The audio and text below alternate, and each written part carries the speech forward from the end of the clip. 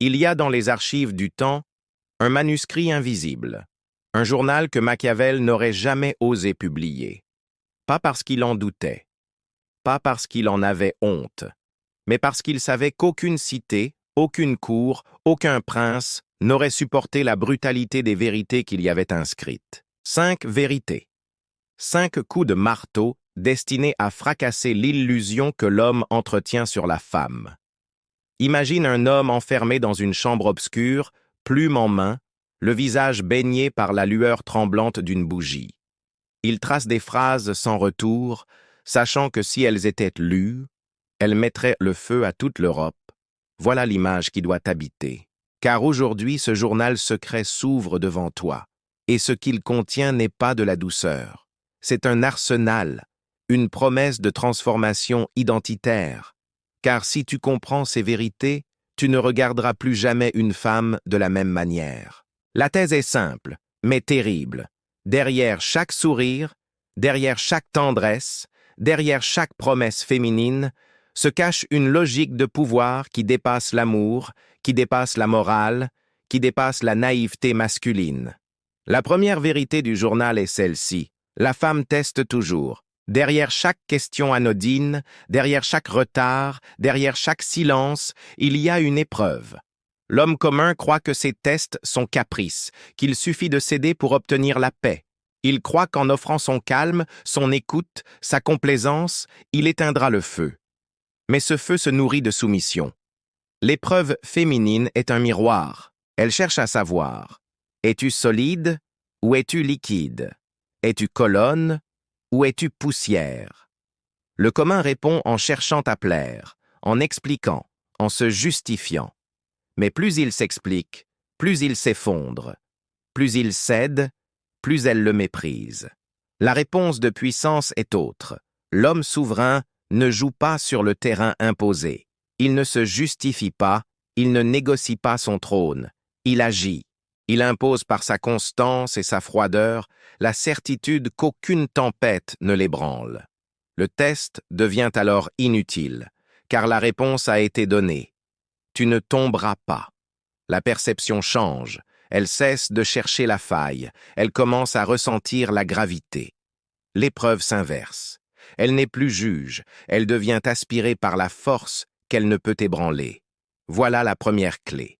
La deuxième vérité est plus sombre encore. L'amour féminin n'est pas inconditionnel. Il est conditionné par la force qu'elle perçoit.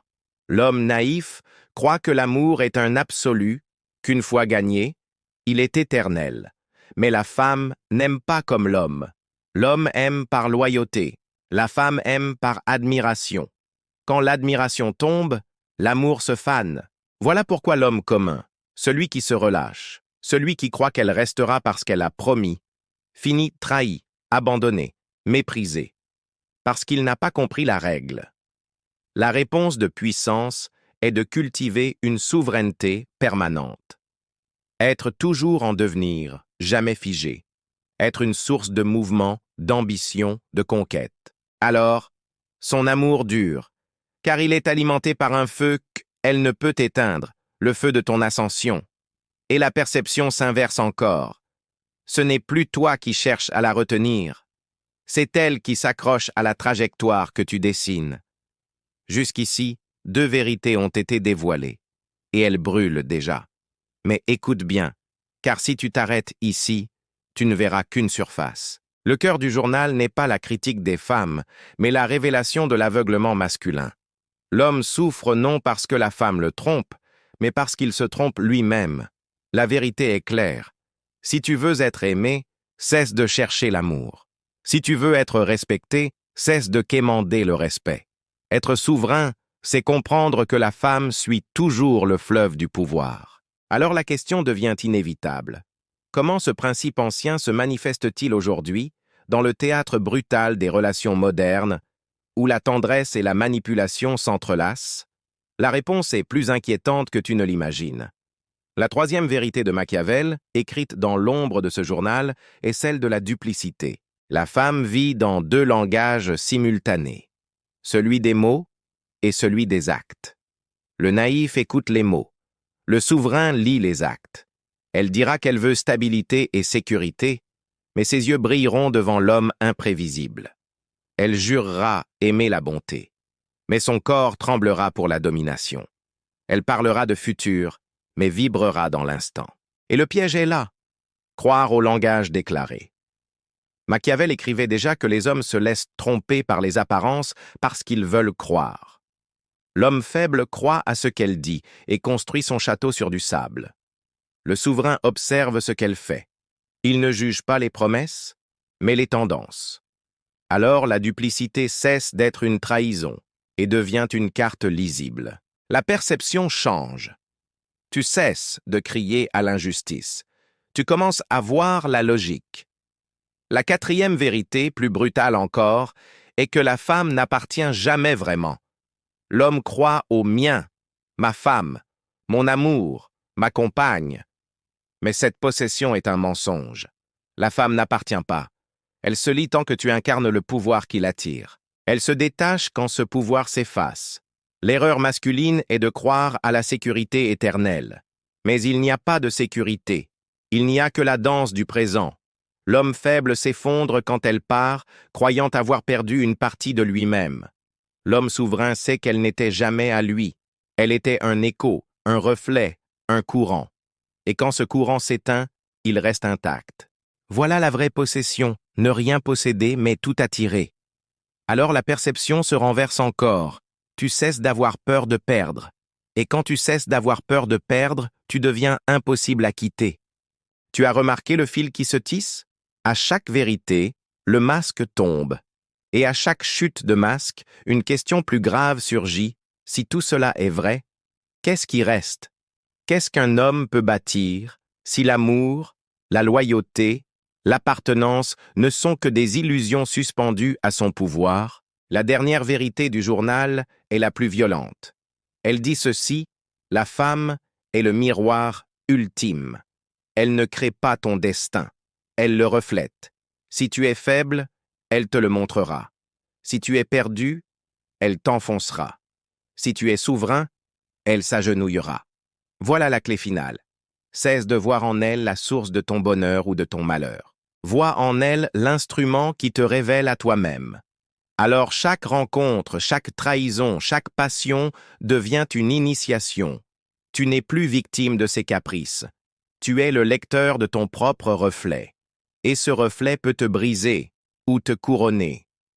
Alors écoute bien la conclusion.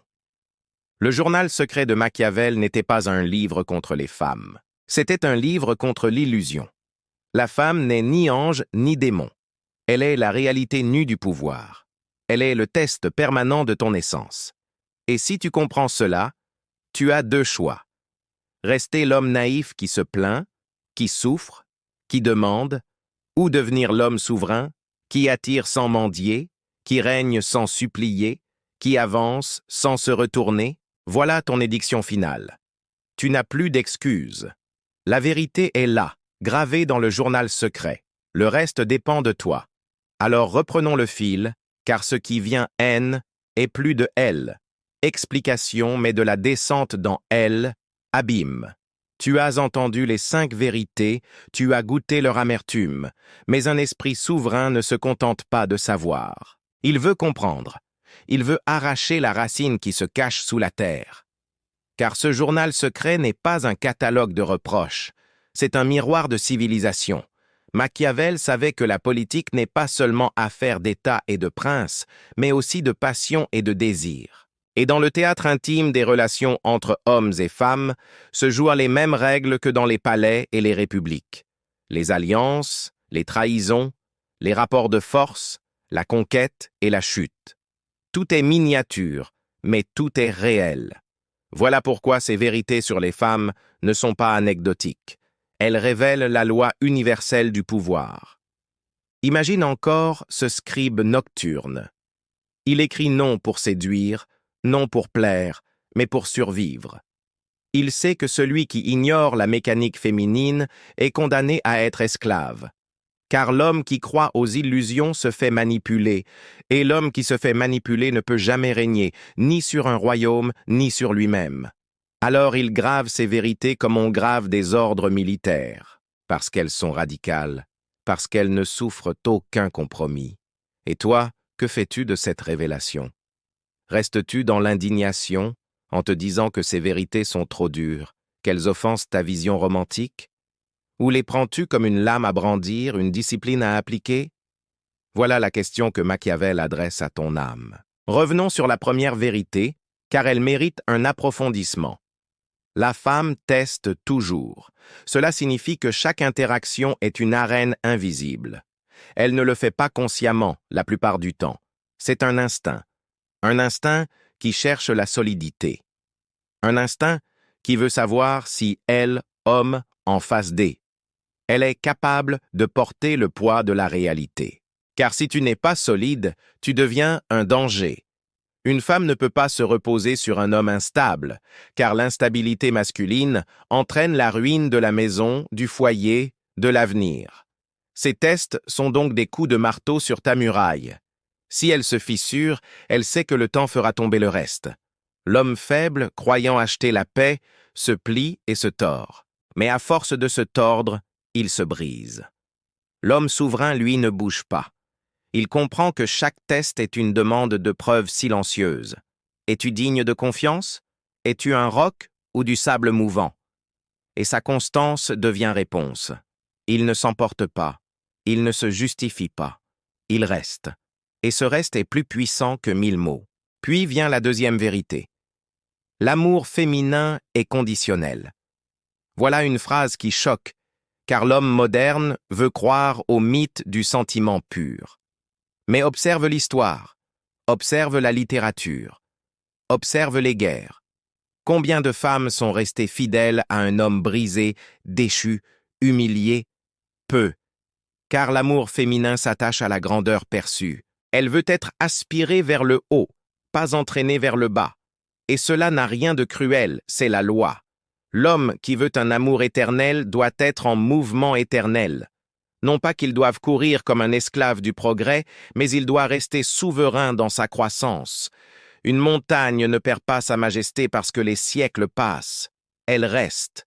Voilà l'image que tu dois incarner. Pas une flamme fragile qui s'éteint, mais une braise qui s'entretient, une ascension permanente. Alors l'amour dure, non parce qu'il est inconditionnel, mais parce qu'il est nourri par la constance de ta grandeur. Et voici la troisième vérité, celle de la duplicité. Elle vit dans deux mondes, celui du discours et celui des actes. L'homme naïf prend le discours pour vérité absolue. Il croit qu'en écoutant attentivement, en suivant à la lettre ses mots, il sera récompensé. Mais il ne voit pas la dissonance entre ce qu'elle dit et ce qu'elle fait. Elle dit vouloir sécurité, mais soupire devant l'aventurier. Elle dit aimer la douceur, mais se consume devant la force. Ce n'est pas hypocrisie. C'est la nature du désir humain, contradictoire, fluide, insaisissable. Le souverain ne se perd pas dans cette contradiction. Il ne juge pas, il lit. Il sait que le langage de l'action est toujours plus vrai que celui des promesses. Alors il cesse d'être aveuglé. Là où l'homme faible crie à la trahison, lui voit la carte et lit la trajectoire. Cette lucidité est un avantage stratégique. La quatrième vérité, celle de la non-appartenance, est un poignard pour l'ego masculin. Combien d'hommes vivent dans l'illusion de la possession? Ma femme, disent-ils, comme si l'amour était un acte notarial. Mais la réalité est autre. La femme est un courant. Et elle ne reste que tant que la gravité de l'homme la retient. Elle ne s'appartient même pas à elle-même, car son désir la dépasse. Celui qui croit la posséder se trompe. Celui qui accepte de ne rien posséder attire tout, parce que son absence de peur de perdre le rend rare, insaisissable, irrésistible. L'homme souverain ne dit pas « elle est à moi ». Il dit « elle est avec moi », parce qu'elle ne peut pas faire autrement. C'est une inversion totale. Et c'est cette inversion qui libère. Enfin, la cinquième vérité, la femme comme miroir ultime. Ici, tout se condense. Elle ne crée pas ta faiblesse, elle la révèle. Elle ne crée pas ta force, elle l'expose. Chaque relation est un test de ton être. Si tu es vide, elle amplifie ce vide. Si tu es plein, elle reflète ton abondance. Elle n'est pas cause, mais conséquence, non pas origine, mais révélateur. Voilà pourquoi tant d'hommes, détruits par l'amour, n'ont pas compris que ce n'était pas elle qui les brisait. C'étaient eux-mêmes, dévoilés par le miroir. L'homme souverain saisit cette loi. Il ne cherche pas à changer la femme, il se change lui-même. Et en se changeant, le reflet change. Alors que reste-t-il à dire? Le journal secret n'était pas une arme contre les femmes, mais un manuel pour les hommes. Et un rappel que l'amour n'est pas un refuge, mais un champ de bataille. Un rappel que la femme ne t'offre pas la paix, mais l'épreuve. Et que cette épreuve, si tu la comprends, devient la forge de ta souveraineté. Tu n'as pas à haïr ces vérités. Tu dois les incarner, car celui qui se plaint reste esclave, et celui qui incarne devient roi. Et maintenant, je te laisse avec cette question. Es-tu prêt à être jugé, testé, reflété, encore et encore, jusqu'à ce que ta faiblesse disparaisse? Ou resteras-tu l'homme naïf, brisé par des illusions qu'il n'a jamais osé abandonner? La première vérité, celle des tests féminins, mérite d'être disséquée comme une dissection chirurgicale. Tu crois peut-être qu'il s'agit de petits caprices, de simples jeux d'humeur, mais c'est une loi biologique, un instinct millénaire. Regarde les civilisations anciennes. La femme choisissait le chasseur capable de survivre, l'homme qui revenait avec la proie, l'homme qui pouvait résister à la faim et au froid. Ces tests d'autrefois étaient physiques. Aujourd'hui, ils sont psychologiques. Mais le principe reste identique. Elle vérifie ta capacité à porter le monde. Elle te provoque, te contredit, te met face à des contradictions insolubles, non pas pour te détruire, mais pour voir si tu tiens debout. L'homme faible réagit toujours de la même manière. Il se justifie. Il cherche à convaincre, à expliquer, à négocier. Mais ce faisant, il avoue sa faiblesse. Il dit sans le dire, « Je ne suis pas assez évident, je dois prouver que j'ai de la valeur. » Et à ce moment, la valeur disparaît. La réponse souveraine est l'absence de justification. Non pas le silence passif, mais la certitude tranquille. Celui qui reste aligné, qui ne se laisse pas tirer dans le théâtre de l'émotion, impose une évidence. Je suis. Ce « je suis » est plus puissant que 1000 arguments. Et alors, la perception féminine bascule. Le test cesse d'être une arme contre toi et devient une reconnaissance. Tu es devenu muraille, elle peut s'y reposer. La deuxième vérité, celle de l'amour conditionnel, doit être comprise dans toute sa cruauté apparente. L'homme veut croire au conte éternel, mais regarde la nature. Aucun lien n'est absolu. L'arbre porte ses feuilles tant qu'il reçoit lumière et eau. La rivière coule tant que la source ne s'épuise pas. Pourquoi l'amour féminin ferait-il exception? Ce n'est pas une trahison, c'est une mécanique. La femme aime l'homme qu'elle admire. Elle aime la direction, pas la stagnation. Elle aime l'ascension, pas la chute.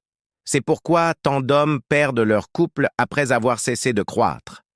Ils se disent « J'ai conquis son cœur, je peux me reposer ». Et à ce moment précis, ils commencent à mourir dans ses yeux. Le souverain comprend que la croissance n'est pas un projet ponctuel, mais une loi existentielle. Il ne grandit pas pour plaire. Il grandit parce que rester immobile, c'est se trahir. Il incarne le mouvement, l'ambition, la conquête. Et alors, l'amour féminin ne s'éteint pas. Il est nourri par cette flamme qui ne faiblit pas. Ce n'est pas un amour inconditionnel, c'est un amour conditionné par ta grandeur. Mais si cette grandeur est permanente, l'amour devient aussi constant qu'un fleuve. L'homme souverain cesse donc d'espérer une loyauté éternelle. Il crée les conditions de cette loyauté. Et la perception change. Tu n'attends plus, tu produis. La troisième vérité, celle de la duplicité, est la plus subtile et la plus dangereuse. La femme parle une langue et agit dans une autre. Et si tu prends l'une pour l'autre, tu es condamné. Regarde autour de toi. Combien d'hommes pleurent en disant « Mais elle avait promis »,« Mais elle disait m'aimer »,« Mais elle parlait de futur ». Ils ont pris les mots pour des contrats, alors que les mots ne sont que des voiles. La vérité est dans les actes. Machiavel lui-même écrivait que les hommes croient aux apparences parce qu'ils veulent croire. Ils ferment les yeux sur les gestes qui démentent les discours. L'homme souverain, lui, regarde froidement les actions.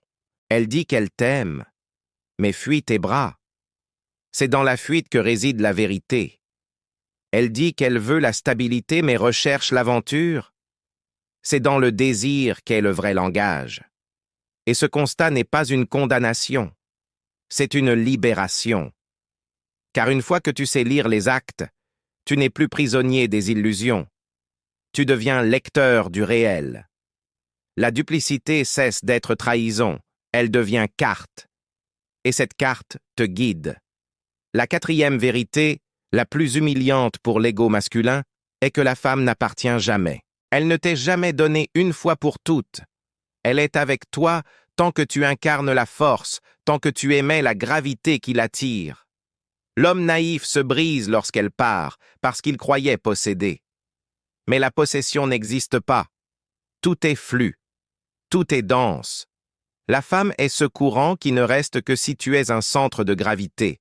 Crois-tu que les grands conquérants, les grands souverains pleurèrent la perte d'une femme? Non, car ils savaient que elle, essence haine, était pas dans la possession, mais dans elle, attraction. Celui qui n'a pas peur de perdre devient irrésistible. Car il est rare. Il n'est pas enchaîné. Il n'est pas mendiant. Il est source. Et la source attire. La perception se renverse donc. Au lieu de craindre la perte, tu incarnes l'abondance. Et quand tu n'as plus peur de perdre, tu deviens impossible à quitter. Enfin, la cinquième vérité, la plus radicale. La femme est miroir. Elle ne fabrique pas ton destin, elle le reflète. Si tu es vide, elle te le montre en amplifiant ton vide. Si tu es souverain, elle s'agenouille devant ta souveraineté. Voilà pourquoi l'homme faible dit toujours « Elle m'a détruit ». Non, elle n'a rien détruit. Elle a révélé.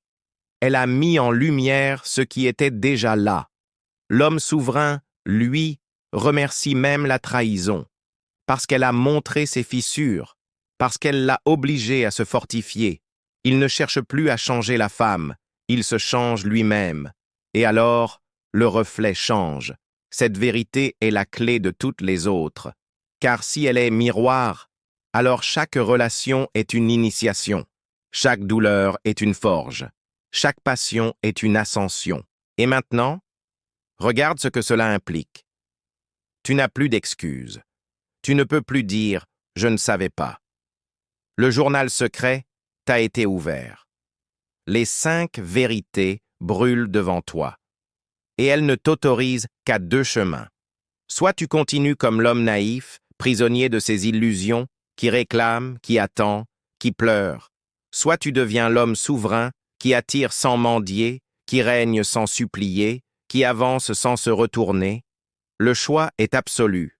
Et ce choix est identitaire. Ce n'est pas une technique, c'est une naissance. Alors, je t'interroge une dernière fois, vas-tu rester aveugle et fragile, ou vas-tu endosser la couronne invisible que Machiavel avait cachée dans ce journal secret?